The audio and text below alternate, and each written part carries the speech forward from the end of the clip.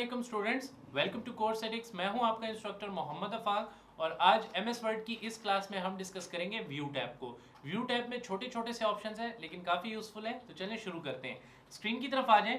View tab पे अगर आप क्लिक करें तो आपको कुछ लेआउट्स मिल रहे हैं, that is read mode, print layout और वेब लेआउट। अब ये क्या चीज़ है, देखें अभी हमारा प्रिंट लेआउट है, मतलब मैं काम कर सकता हूँ। अगर लेट सपोज मैंने कुछ पैराग्राफ्स लिखे हैं यहाँ पे, ऐसे करके मैं लिख लेता हूँ एमएस वर्ड, ठीक है, और इसको सिलेक्ट करके मैं हेडिंग बना देता हूँ, ठीक है। ऑल्ट कंट्रोल 1 इसका कीबोर्ड शॉर्टकट है, मैंने इसको हेडिंग बना दिया और यहाँ पे रैंडमली कुछ पैराग्राफ लिख दिए, ठीक है। इधर मैं लिख देता हूँ एमएस एक्सेल, ठीक है, और इसको मैं सिलेक्ट करके इसको भी हेडिंग बना रहा हूँ, बोल्ड भी कर रहा हूँ और इसके नीचे भी मैं रैंडमली कुछ पैराग्राफ्स लिख देता हूँ, ठीक है जी।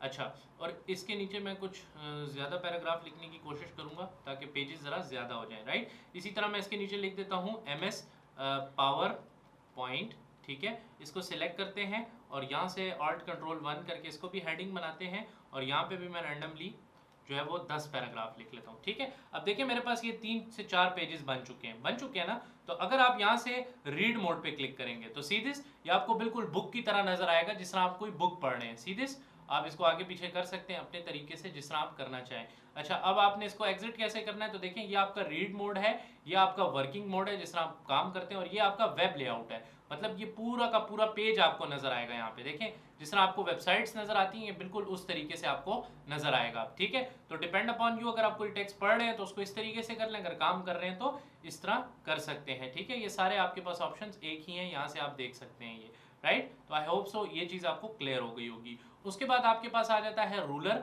ठीक है। अगर आप रूलर पे क्लिक करें तो देखें आपको वर्टिकली और हॉरिजॉन्टली रूलर नजर आ रहा होगा। उसके अलावा ग्रिड लाइन से अगर आप ग्रिड लाइंस पे क्लिक करें तो देखें ऐसे ग्राफ आपको नजर आ रहा है। और एक हमारे पास नेविगेशन पेन है, अगर आप इधर क्लिक करें तो ये चीज़ हम देख चुके हैं ऑलरेडी फाइंड कमांड के अंदर। देखें जितनी हेडिंग्स है उसकी मुझे आउटलाइन बता रहा है, जितने पेजेस हैं अगर मैं किसी स्पेसिफिक पेज पे जाना चाहता हूँ तो देखें वो भी नजर आ रहा है। और या मैं अगर कुछ फाइंड करना चाह रहा हूँ, यहाँ पे देखें लेट से मैं लिखता हूँ वीडियो, तो वीडियो नाम से जितने भी लफ्ज हैं वो चीज़ें आपको फाइंड करके ये बता देगा। सीधे अगर आप क्लिक करके देखें तो आपको सारा फाइंड ये बता रहा है। तो ये वही नेविगेशन पेन है जो हमने फाइंड कमांड में डिस्कस किया था। इसके अलावा जूम है आपके पास, अगर आप जूम पे क्लिक करें तो देखिए आपने इसको जितना जूम करना हो कर सकते हैं। अकॉर्डिंग टू पेज विड्थ मैं करके ओके कर देता हूं तो देखें पेज की विड्थ के अकॉर्डिंग इसने जूम कर लिया, ठीक है जी। यहाँ से भी आप जूम एडजस्ट कर सकते हैं। उसके अलावा यहाँ पे आप परसेंटेज भी दे सकते हैं, लेकिन 500 से ज्यादा परसेंट पे ये जूम नहीं करेगा। अगर लेट से मैं इधर लिखता हूँ 501 और एंटर करता हूँ तो देखिए आपको क्या एरर दे रहा है कि the number must be between 10 and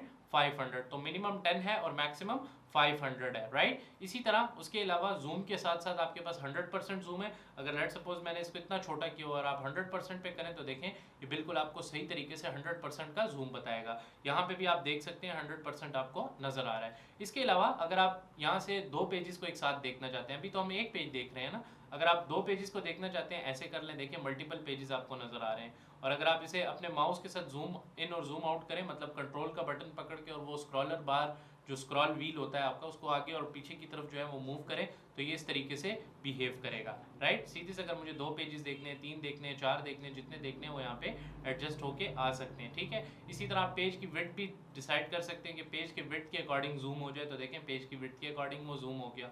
इसके अलावा हमारे पास है न्यू विंडो, जिस तरह अगर मैं यहाँ पे कंट्रोल N करके एक न्यू डॉक्यूमेंट खोल लेता हूँ, ठीक है, तो इसी के साथ साथ हम न्यू विंडो भी खोल सकते हैं। यहाँ क्लिक करें तो देखें वही काम हो रहा है, हमारे पास एक न्यू विंडो ओपन हो रही है, ठीक है। न्यू विंडो का क्या मतलब है, इसी तरह की हमारे पास एज इट इज एक डॉक्यूमेंट क्रिएट हो जाएगी, ठीक है।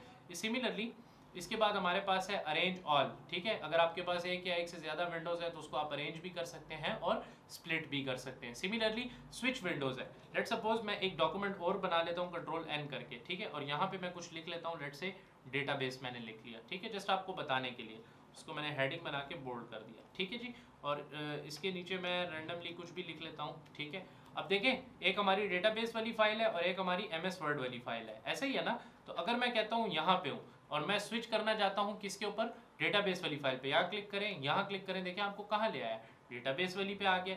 यहाँ पे आए स्विच विंडो पे क्लिक करके डॉक्यूमेंट 1 पे क्लिक करें, देखें यहाँ पे आपको ये नजर आ रहा है। आप चाहते हैं लेट सपोज आपको दोनों जो विंडोज हैं वो साइड बाय साइड नजर आए, आप व्यू साइड बाय साइड कर ले, देखें यहाँ पे आपको डेटाबेस वाला नजर आ रहा है और यहाँ पे आपको एमएस वर्ड नजर आ रहा है, ठीक है। और देखिए मैं जब अपना इसको मूव करता हूँ नीचे तो वो वाला भी मूव होता है कि नहीं। लेकिन अगर आप चाहते हैं कि सिर्फ ये वाला मूव हो और ये वाला मूव ना हो तो आप क्या करें, मैं आपको बता देता हूँ।